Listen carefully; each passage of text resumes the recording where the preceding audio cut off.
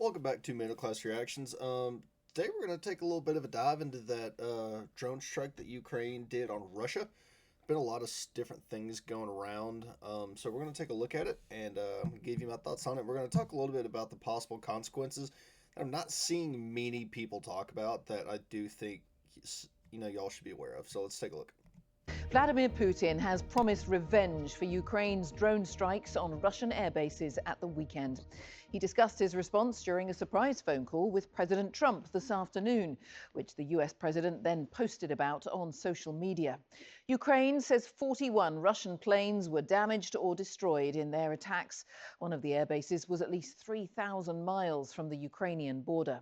In a moment, we'll get the latest from Washington, but first from Kyiv, our diplomatic correspondent Paul Adams sent this report.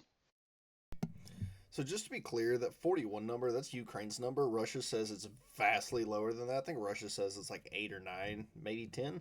I would assume, I would assume Ukraine's going to overshoot the number. Russia's going to, bring it down. So I would assume somewhere in the 15 to 20 range, if I was guessing. But we haven't been able to confirm how many for sure yet.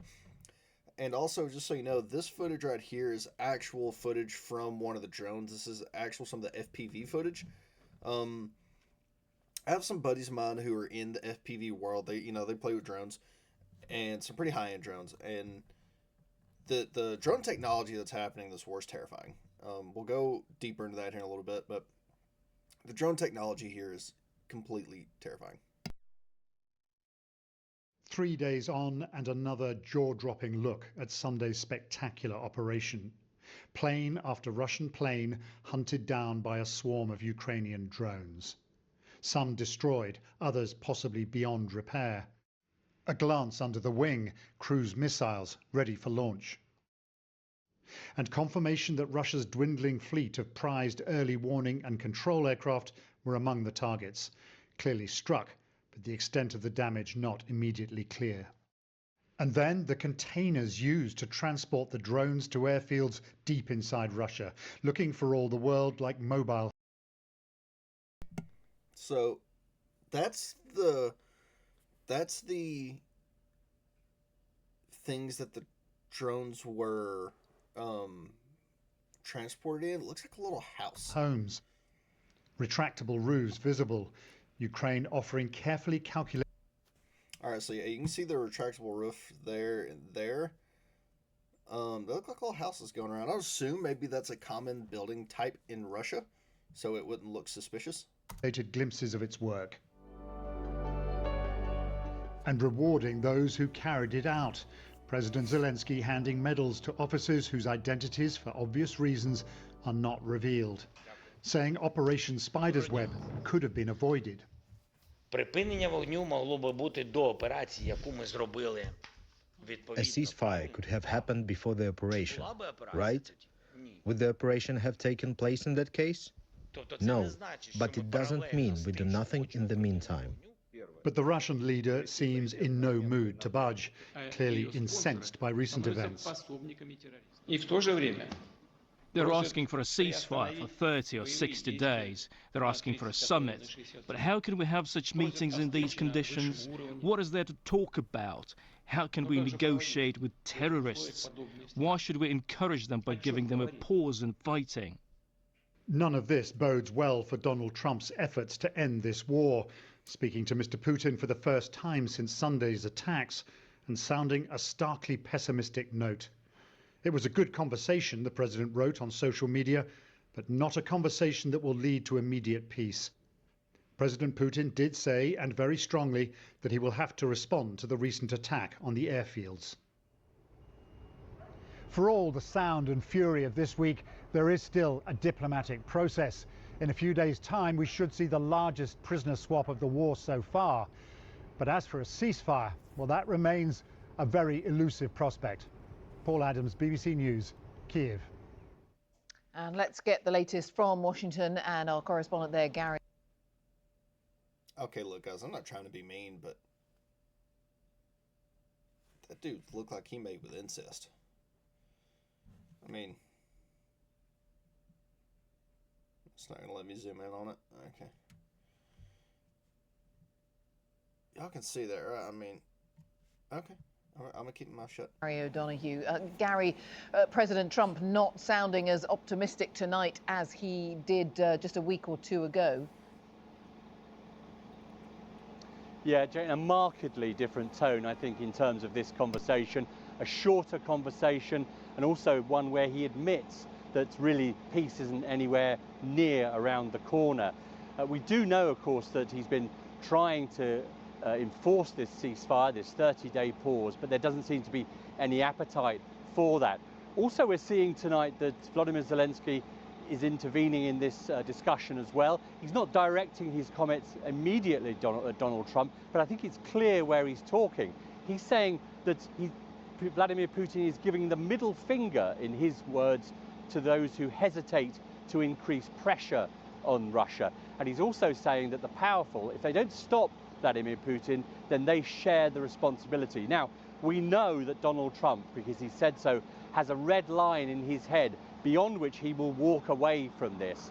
He hasn't said precisely where that is, but I think the sense tonight is that we're getting ever closer to it.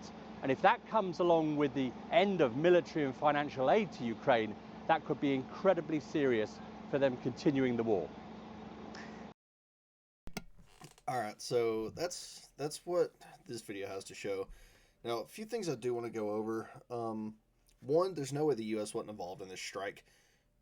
To think that the Ukraine could get in the drones, the explosives, the manpower, get satellite imagery of the planes to know what they're going after, recon the whole thing, and execute it without U.S. involvement, this is not realistic. The U.S. for sure, one, knew about it, two, helped out with it, and three, gave the green light to do it. Even that said, this is a very impressive strike. Now, one thing that's not being talked about a whole lot, there's a few channels talking about it, but very few, is one, this could change not warfare, but this could change how certain attacks are done forever. This is the first big drone style attack that we've seen like this, where you have a drone swarm of sorts that is let go near an airbase or near any bases. I wouldn't be shocked if Russia does the same thing soon. And here's the thing that people need to realize: there's no defense against this. There is no close quarters air defense system that could defend against this style of attack, where a truck pulls up right next to your air base or your any base and just lets a bunch of drones loose. There's no actual air defense system like an Iron Dome type setup or a Golden Dome type setup that doesn't exist. Not for this. Another thing, Putin's not dumb. He knows that the U.S. absolutely helped with this.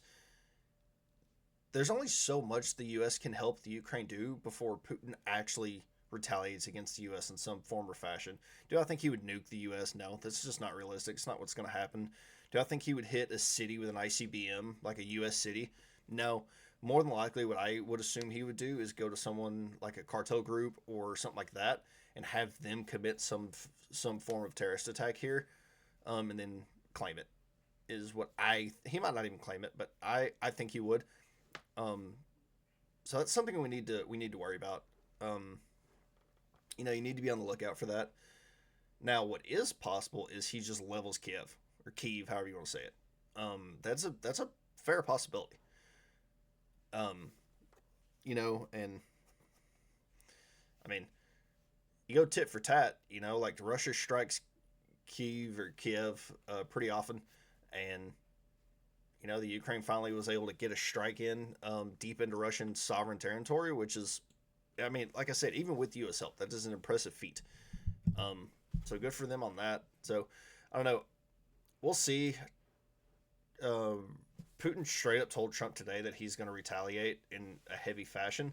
And Putin also said today, I haven't seen this get reported a whole lot, and I don't know why, is that he's fully done doing negotiations with the West at this point. So not sure 100% what that's going to entail, what that's going to look like, but this could be a turn in the war and not for the better. We'll see.